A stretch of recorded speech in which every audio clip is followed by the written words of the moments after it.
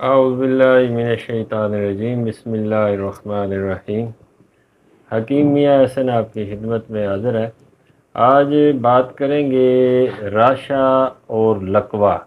राशा एक मर्ज़ है जिसमें गर्दन या हाथ जो है उंगलियां जो हैं हाथों की वो कांपती हैं, गर्दन कांपती है, जिस्म का कोई हिस्सा जो मुतासर होता है वो कांपता है।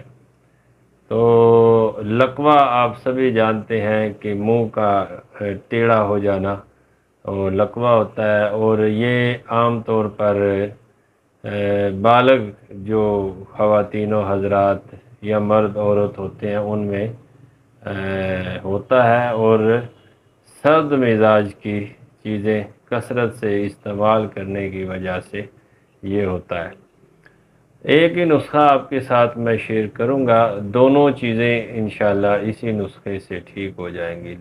राशे का मसला हो यानी कि हाथ पाँव या गर्दन किसी बंदे की, औरत की या मर्द की कांपती हो, इसके अलावा राशा के अलावा मसला हो लकवे का, तो इंशाल्लाह वो भी इससे ठीक होगा। एक तो लकवा और राशे का जो मरीज़ है उसको उसको शहद जो है वो गर्म करके दिन में 3 दफ़ा पीना चाहिए। शहद पानी में मिला के, गर्म पानी जिस तरह चाय होती है उस तरह 2-3 चम्मच एक कप में डाल के दिन में 3 दफ़ा कम अज़ कम पीना चाहिए। दूसरा, पोस्त रेठा ले, रेठे का छिलका, 3 तोला रेठे का छिलका हो, और पुराने से पुराना गुड़, पुराना गुड़ 2 तोला हो, तो इसको आपने रेठे के छिलके को आपने सफ़ूफ कर लेना है, और गुड़ मिला के चने बराबर गोली बनानी है। एक एक गोली सुबह शाम,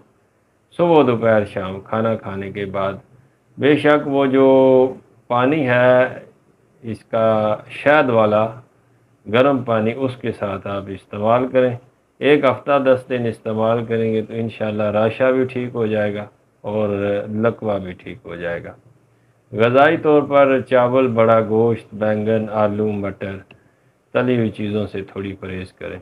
फ़ी अमानिल्लाह।